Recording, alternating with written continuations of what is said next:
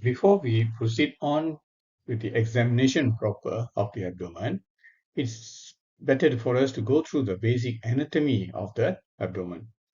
Okay, where are the structures located in the abdomen? Okay, first, the abdomen has got three main compartments. Anterior compartment, second, the middle compartment, and the third, posterior compartment. The anterior compartment is also known as the preperitoneal compartment. Middle compartment is the main intraperitoneal cavity proper, and the third one is the posterior or retroperitoneal compartment. Okay, this picture here shows you the layout of the peritoneal number 2, the peritoneal cavity here. This is the second compartment on the middle compartment, intraperitoneal cavity here. Okay, it can be divided into 6 or 9 regions, anatomical regions, upper 3, middle 3, and lower 3. It extends from the diaphragm above to the pelvic floor below. Okay, and the contents, the various contents or the structures in the abdominal or peritoneal cavity is located in each of these appropriate regions, 9 regions in the abdominal cavity. The next important compartment is the retroperitoneal compartment, which is, as the name suggests, it lies behind the peritoneal cavity. Okay, it lies on the posterior abdominal wall. It also, upper border is your diaphragm and lower border is the pelvic floor muscles. Okay, superiorly diaphragm, inferiorly pelvic floor muscles. And here, this posterior compartment is the walls of the posterior walls will be the posterior muscles of the back and the lateral muscles of the abdominal muscles. The lateral, abdominal, and posterior back muscles form the posterior borders of the retroperitoneal cavity. And again, it can be divided into 9 regions, and the various organs or structures are arranged orderly in these various regions of the retroperitoneal cavity. Okay, this slide shows you the lateral view of the 3 peritoneal spaces which I mentioned. And the first is the preperitoneal here, which is comprises the anterior abdominal wall and the layers of the anterior abdominal wall. Number 2 is the intraperitoneal space or the peritoneal cavity, which contains all the organs within the cavity here. And third is behind the peritoneum and in front of the spine. And this is known as the retroperitoneal space, number 3 here. Okay, so these are the 3 spaces. This is another picture to show you the same thing. Preperitoneal, anterior abdominal wall. 2 is the intra or peritoneal cavity containing all the various peritoneal organs. And third is your retroperitoneum here behind the peritoneum here. Okay, in this slide shows you the detailed layout of the 4 quadrants that you are familiar with. Right upper quadrant, left upper quadrant, right lower and left lower quadrant. Now, various structures that are arranged in these quadrants as shown in this diagram here. Liver, stomach, duodenum, gallbladder and the bile ducts are in the right upper quadrant. Okay, this is very important. You must remember this. And the left upper quadrant contains the stomach, the spleen and part of the upper part of the pancreas. Located in the lumbar regions, right and left lumbar regions respectively. And in the lower quadrants, you have got your right lower quadrant, which contains the appendix, right colon and cecum, and the right ovary in female patients. And in the left quadrant, you have got the diverticulum of the colon, left colon, descending colon, sigmoid colon, and also the left ovary. Okay, so these are the various contents of the 4 quadrants of the abdomen, which you must be very clear in your mind in order to come to the various diagnoses of abdominal conditions. Okay, in this slide, I've highlighted here the three main compartments of the abdominal cavity and the retroperitoneal space: anterior, middle, and posterior. Now, let's divide further these abdominal compartments into 9 regions and look at the structures that are located in the various regions of the abdomen. Okay, so there are 9 regions: upper 3, middle 3, and lower 3.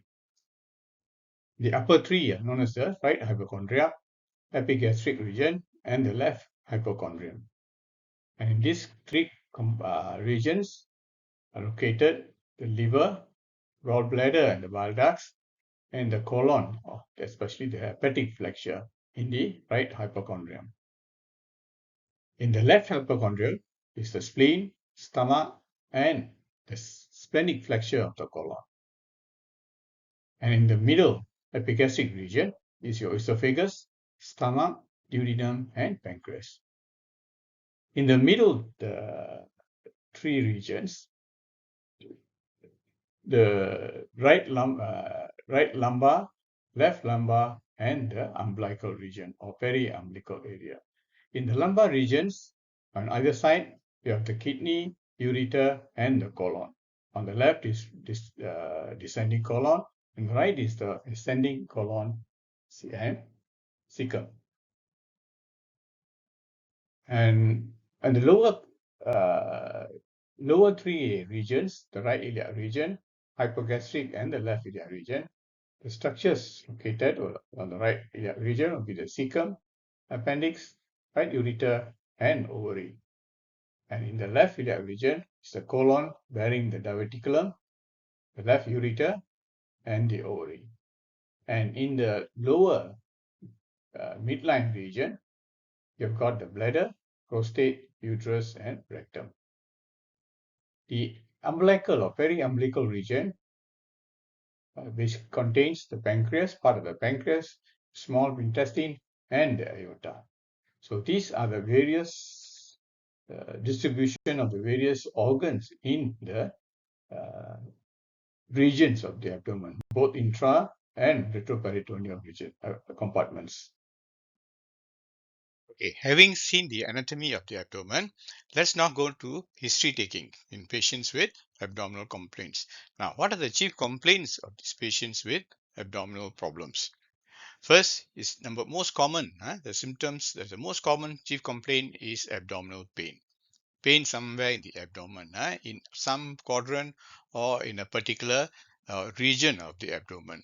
And very important for you to look at these are the features of the abdominal pain that you must get the information from. Site, onset, character, severity, duration, okay, whether it's constant or intermittent, frequency, is the pain referred or shifting to anywhere, and also the aggravating and relieving factors, and also the associated symptoms. And in abdomen, the common associated symptoms will be fever, jaundice, vomiting, diarrhea, and urinary symptoms. The second most common symptom is chief complaint is mass in somewhere in the abdomen, mass or swelling or a lump. And once you have this, try to get as maximum information about the size of this lump from the patient. The size, the shape, the margins, consistency, whether it moves with respiration, is it mobile or fixed, and whether it is tender or non-tender. Okay, going on to symptoms again. You have got vomiting, diarrhea and associated, the third group of symptoms. This vomiting can be related to the food ingested. What are the contents of these vomiters? Is it fresh ingested food, bilious food, bilious contents, bile stain, feculent, okay, that means fecal stain. Is it induced by some mechanisms or some factors, or is it spontaneous? Is it projectile? quantity of vomiters is very important, food particles and hematemesis. Vomiters containing blood is a very significant and important symptom, and you must be able to get the details of this vomiting of blood in these patients. Other symptoms: jaundice, difficulty in swallowing, loss of appetite, loss of weight, dysentery, and especially blood and mucus in the stools, bleeding per rectum, is it fresh blood or stale blood, and whether there is incomplete defecation or tenesmus, the urgency to pass motion associated with pain. And another group of conditions will be symptoms related to some form of colonic obstruction, either subacute or acute, such as constipation, abdominal pain, abdominal distension, and vomiting. Okay, again vomiting, you go back to the details of the vomiting. Altered bowel habits are very important to know whether the patient has got constipation and diarrhea, bleeding per rectum, and whether the patient can pass flatus. So these are important symptoms that you must ask the patient as you clerk him. Okay, the next group of symptoms to consider will be the urinary symptoms, especially dysuria and hematuria. These are the two important ones, and in other patients, especially elderly males, you have to look for dysuria, urgency, polyuria, and incontinence. And these are important urinary symptoms that you must ask the patient to rule out urinary system being the cause of his problems. Next one, gynecological symptoms, especially in all female patients, you have to go through these important symptoms or important conditions, especially menarche, menopause, menstruation problems, okay, and period problems. Is she pregnant? So these are important symptoms, conditions that you have to ask the patient for all female patients. And finally, you ask for symptoms of metastasis. Assuming a patient has got a abdominal cancer, you want to know not only the abdominal symptoms, whether there are signs and symptoms of metastasis. Okay, so from like lungs, metastasis to lung, you have cough and all that, hemoptysis, liver, patient coming with hepatomegaly and jaundice, bone pain and pathological fractures, and CNS symptoms, headache and vomiting, blurring of vision, localizing signs, neurologically localizing signs. So these are very important to rule out CNS metastasis.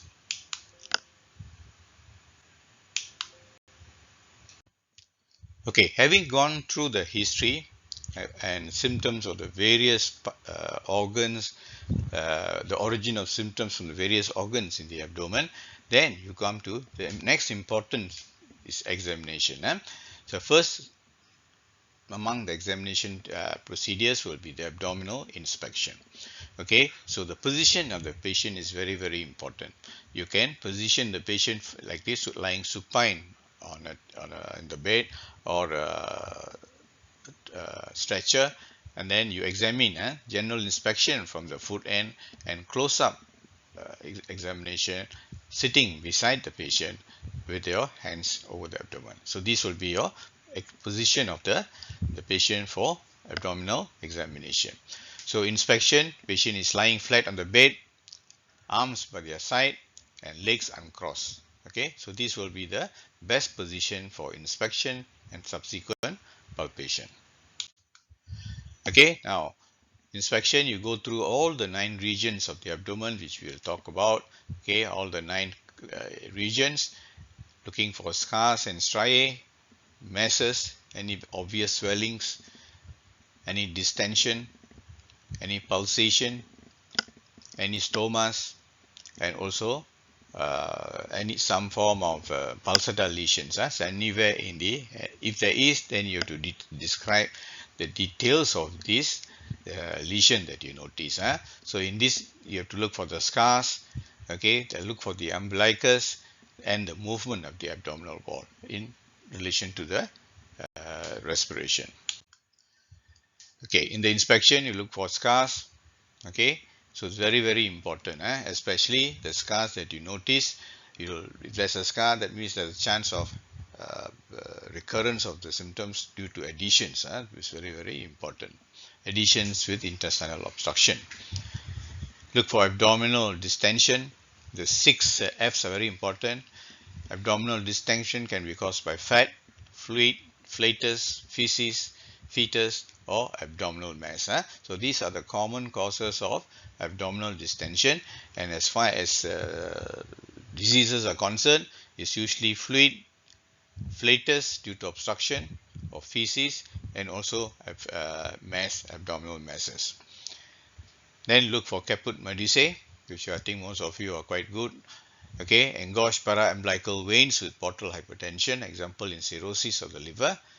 Then you look for striae or stretch marks, and these are the result of tearing during rapid growth or overstretching of the skin, especially in ascites, intra-abdominal malignancy, or medical conditions like Cushing syndrome and obesity and pregnancy. So these are the striae that can be found in patients. Then hernias, ask for cough, observe any protrusions through the abdominal wall, such as the umbilical hernia, incisional hernia, and the two most important things that you will ask in the patient with the hernias will be whether it is the cough impulse and whether it is reducible. This reducible swelling with cough impulse are almost sure it is due to hernias. Then Cullen sign and Gray Turner signs, which are due to severe intra-abdominal bleeding. Okay, and this leads to hemorrhagic, like such in cases of pancreatitis, hemorrhagic pancreatitis, intra-abdominal bleeding, okay, of various causes. So these are due to bruising around the umbilicus, and the Cullen sign is around the umbilicus, and the Gray Turner sign is around the lumbar region. Okay, this is the picture showing you the, as I told you, once the patient has got scars, very important to describe the scar. So these are the various commonly found scars in the patient. The first one here is your subcostal scar, subcostal incision here. Number 2 here, McBurney's incision for operations on the appendix. The subcostal is for appendix on the gallbladder and liver.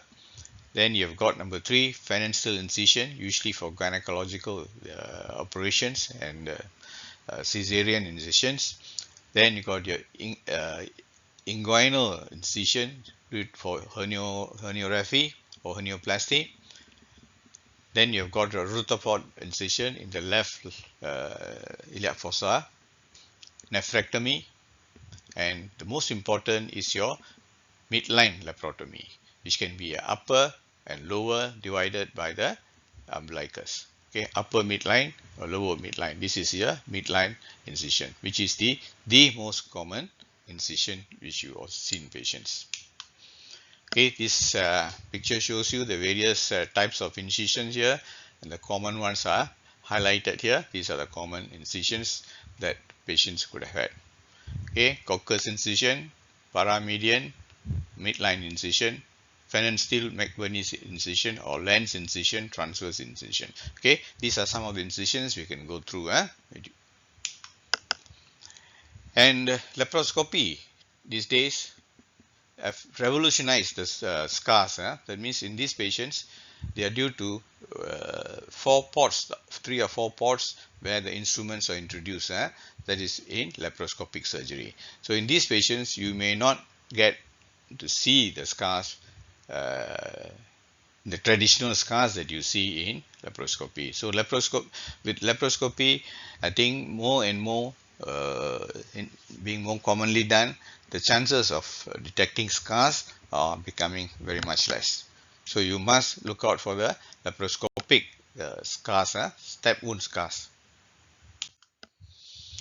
Okay, next we come to the common findings to look on for abdominal inspection. And these are the things: distension, movement, umbilical swellings, umbilicus, the nature of the umbilicus and the swellings. So you've got ascites here, very important. These are some of the signs that you will see on the patient. This is a very grossly distended abdomen due to ascites. Got an incisional hernia here. This is a scar. At the top of the scar, there's a hernia. This is a incisional hernia. In these patients, you must look for cough impulse and reducibility. Once these are present, then you know sure it is a hernia, incisional hernia.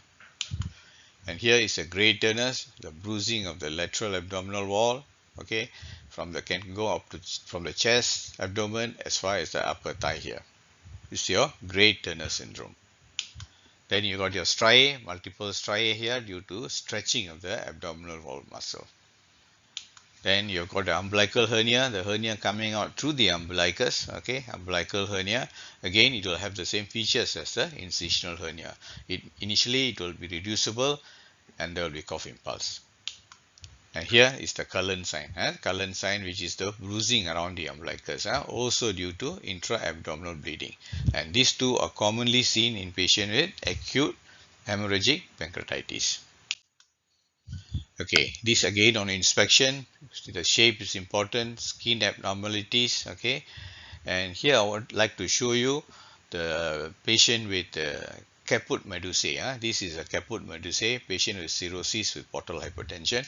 This is the umbilicus. You see the veins radiating from the umbilicus. So this is your caput medusae, which is not commonly seen, but once you see, it's very diagnostic. And here you got bulging ascites here, very gross ascites. The whole abdomen is distended. So in these patients, you will surely get the sign of percussion, shifting dullness, and fluid thrill will definitely be detected in these patients. Then you look for the spider nevi and the Cushing's syndrome. You see all the striae here. Okay, the other important structure which you occasionally see in a patients is patients with previous surgery, where you create stomas for this patient. Okay, if a stoma is present, you must ascertain the location of the trauma. Okay, location can be provided clues to the type of stoma. Example, colostomies are typically located in the left iliac fossa, and ileostomies and urostomies are typically located in the right iliac fossa. Then the contents of the stoma bag. Okay, the contents of the stoma, it can be stool or urine. If it is urostomy, it's stool. If it is colostomy and ileostomy, it can be stool. In colostomy, the stool is usually well formed, especially it's on the left side. It's on the left side. Ileostomy is usually semi-solid stools. Then the consistency of the stool, ileostomy is semi-solid or liquid, whereas colostomy is solid. And presence of a spout, okay, creation of a spout. So it's very important to notice whether the stoma has got a spout or not, okay.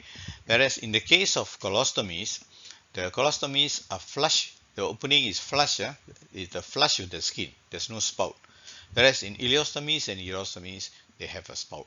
So looking at the various things, you must be able to describe and try to identify location, presence of spout, presence of contents. These are the important things that you have to look for, 3 things that you have to look for to determine is what type of stoma it is.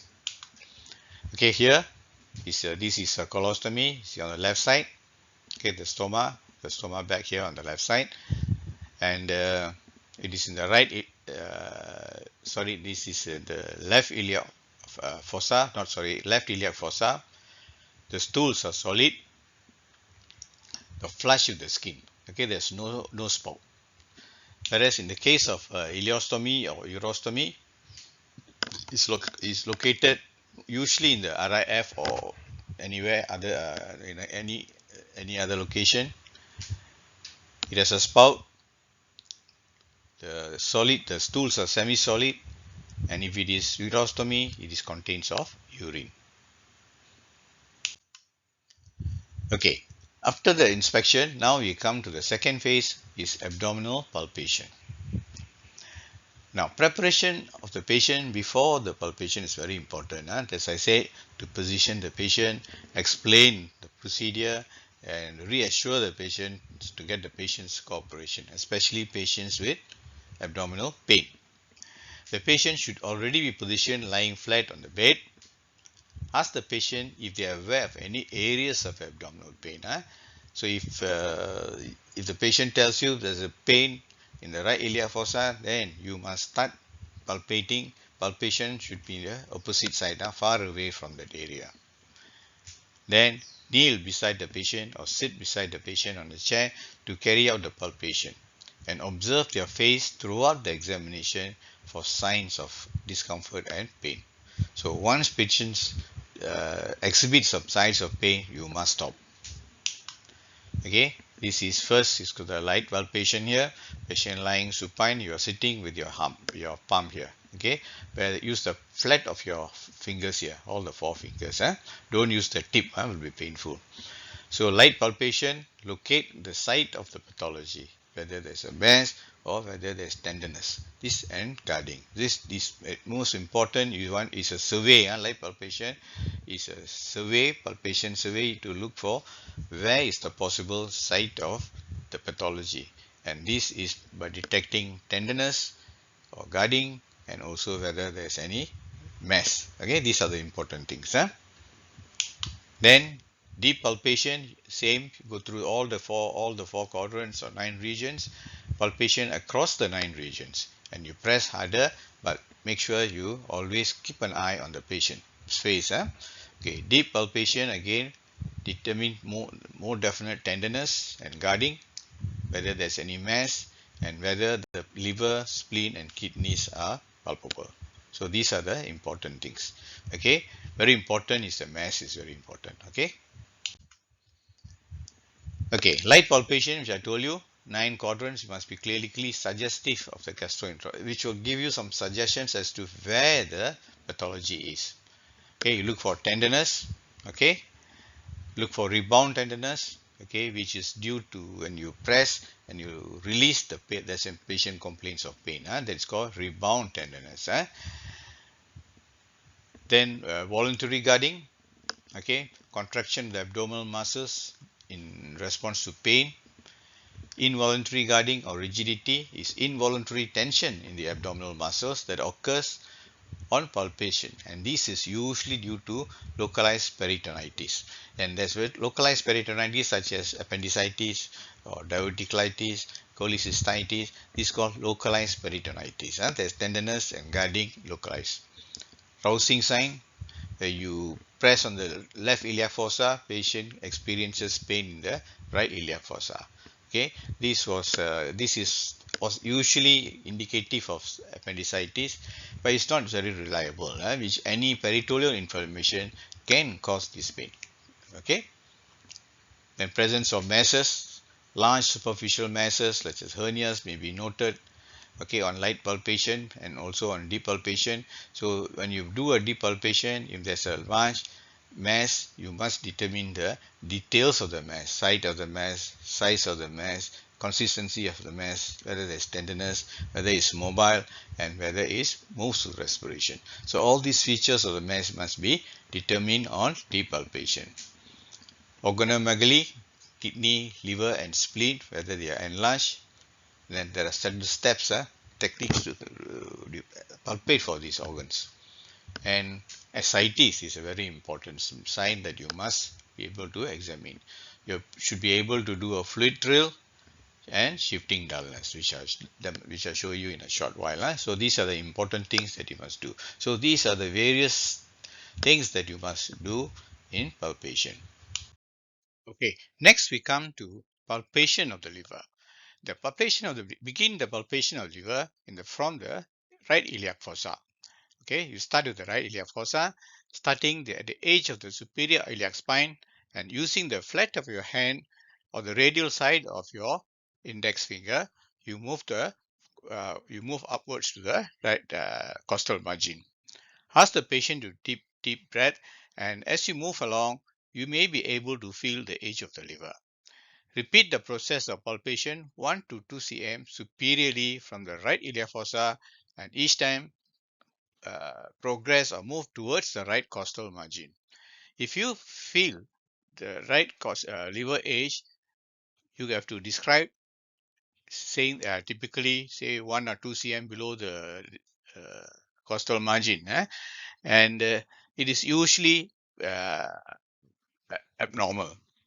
Okay, once you feel the liver edge, then if you feel the liver edge, then you try to find out the degree of extension below the costal margin, the consistency of the liver edge, the tenderness of the liver edge that is palpable, and whether it is pulsatile.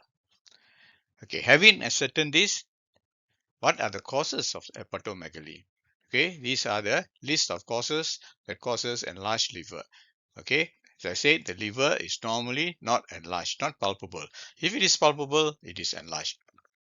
Okay, these are the three main common causes: hepatitis, hepatocellular carcinoma, and hepatic metastasis. And here a list of less commonly causes of hepatomegaly.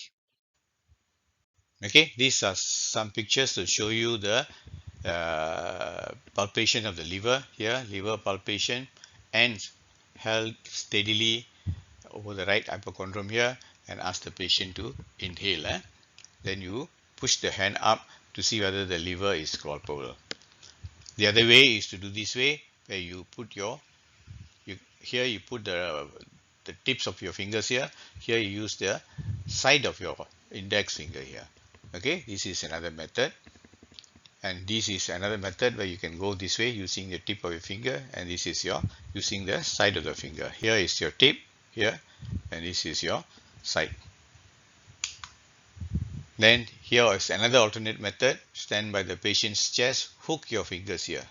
Both your hands, hook your fingers here, the subcostal margin there, and then ask the patient to take a deep breath. If the liver is enlarged, you may be able to feel the liver. Okay, so these are your various methods that are used, but most commonly used method is either this or this. Sometimes you may want to deploy this type of methods to find to palpate the liver. Okay, here, so here you see, put your finger here, press hard, press your hand, ask the patient to breathe, push your fingers up, and watch the face. Okay, and here the palpation is another important method for detaining the liver. You must palpate from up here right until this thing, lower border. So here must be resonant, here must be resonant, and the liver beneath the ribs will be dull. So this is a normal resonant percussion picture of a normal liver. Okay, if the liver enlarges, if it enlarges upwards, you get the dullness becomes higher. If it commonly does, what does it does is enlarges downwards, so the dullness becomes extended downwards. Okay, here this is the summary picture to show you patient lying supine, and then you're using your hand. This is the most common method below the costal margin. You start from the right iliac fossa, go right up here until this is your palpation of the liver. Now we're going to feel for the liver. So using the edge of your hand, take a deep breath in and out, and in and out, and in and out. So I can't feel the liver edge. I'm going to percuss up.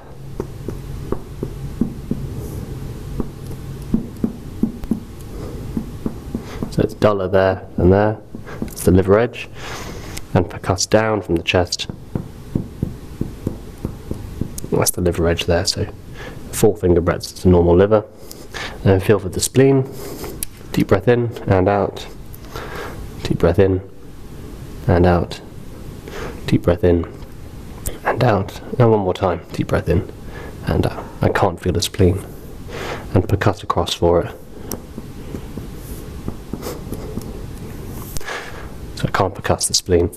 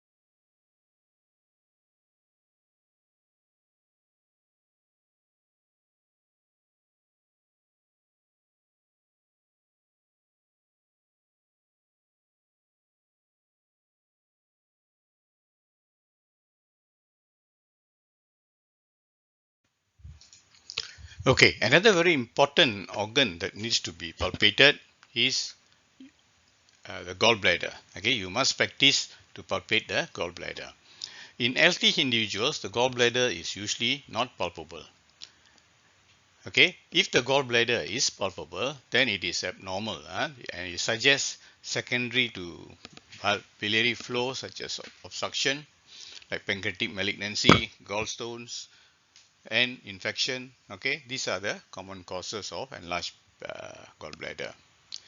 Palpation of the gallbladder starts in the right costal, can be attempted at the right costal margin in the mid-clavicular line along the 9th rib. If the gallbladder is well defined, if the gallbladder is when it's enlarged, it is detected as a well defined rounded or globular mass that moves with respiration.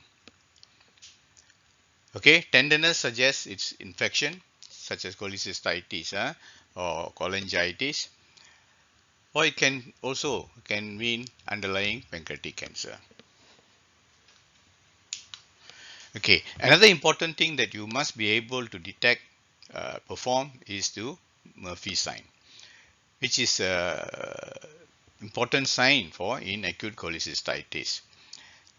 In this, it will show you in a diagram in a short while. You position your fingers at the right costal margin in the mid-clavicular line and ask the patient to take a breath as you press on this on the gallbladder.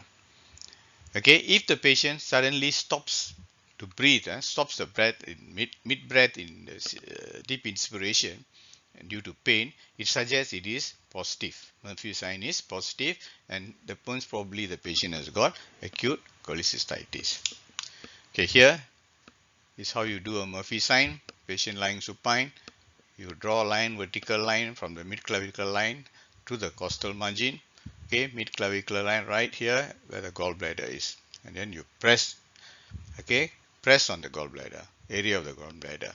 If the patient breathes, and ask him to take a deep breath, and if the patient unable to complete his deep breath, then it is positive.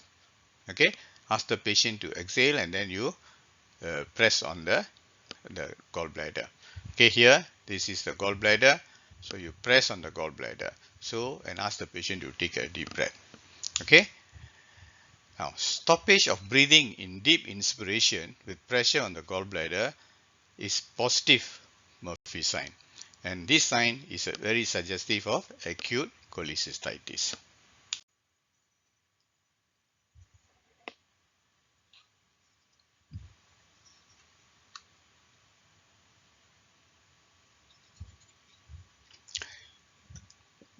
Okay, spleen is another organ that you must be very familiar how to and detect examine for a spleen to detect enlargement. Okay, same, begin palpation in the right ilia fossa, then same as in liver, and this time you go to the left costal margin. Here is right, liver is right, spleen left costal margin.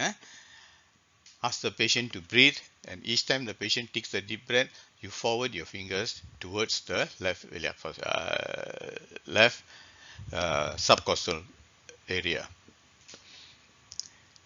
Now, normally spleen is not palpable.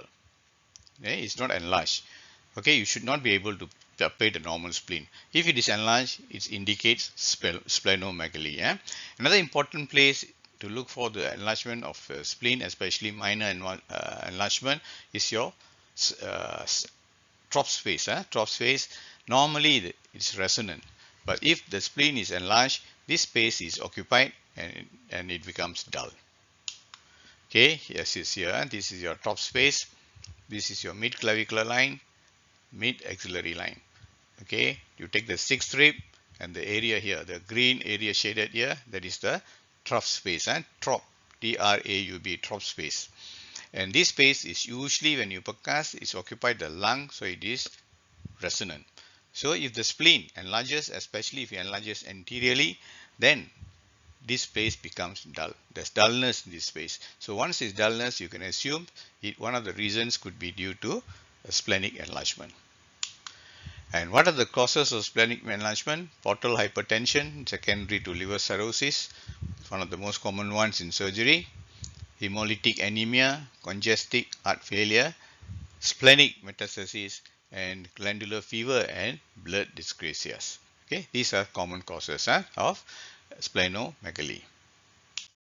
Okay, next we come to examination of the kidneys, which consists of ballotting the kidney, looking for tenderness of the kidney, and also the renal bruit. Okay, the picture here shows you how the kidney is ballotted. The left hand behind the back, you can see here, the left hand is behind the back, and the right hand place anterior abdominal wall here, and press the right and left hand, make them press and make them come together.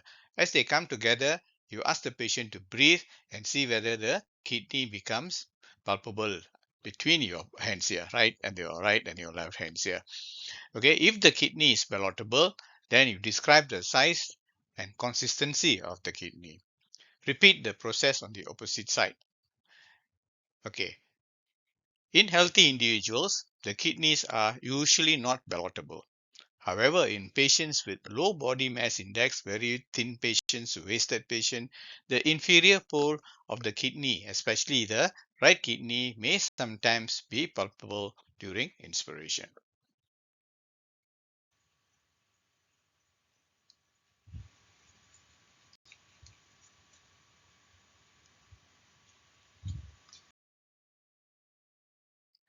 Okay, in this next we come to the palpation of the urinary bladder. Okay, before performing the urinary bladder palpation, you must allow the patient to empty the bladder, go to the toilet to empty the bladder, and also warn the patient that palpation may be uncomfortable. Okay, and this may bring about a sudden urge to pass urine, so must be prepared for that. A distended bladder can be palpable in the suprapubic area, arising from behind the pubic symphysis. Okay, so in urinary obstruction, the bladder becomes palpable and it arises from the pelvis into the lower abdomen. Okay, here is how you do the palpation. Percussion of bladder, patient lying supine. Here is your suprapubic region here. This is the umbilicus. Okay, so you percuss the bladder from the umbilical area, go downwards to the pubic symphysis. And if the bladder is enlarged, you can feel the lump, and at the same time it will be dull to percussion. Okay, here is another method. Patient lying here. From here you start palpating right to the symphysis pubis and then followed by percussion. So enlarged bladder will be felt as a mass, suprapubic mass, as well as dullness. The mass will be dull. And this is another way, another patient lying supine, and you start palpating from umbilicus to the suprapubic region. Okay, the distended bladder may be palpated at any point from the symphysis pubis to the umbilicus. Okay, and is usually felt as a firm, rounded organ. Okay, which is dull to percussion. Okay, having gone through the various examination, into complete examination of the abdomen, what have you got to do? Two other things. One is check for inguinal hernia. Okay, you must complete examination checking for the inguinal hernia. Okay, inguinal hernia are swellings in the inguinal region which are usually reducible and they produce a cough impulse. Cough impulse and reducibility are important signs to detect inguinal hernias. And the other one is to do a digital rectal examination. Okay, here inserting your finger into the rectum, and then you check for anal abnormalities. Rectal and prostatic lesions can be all detected in uh, DRE. So these two are very important. You must end up your complete your examination of the abdomen with these two procedures.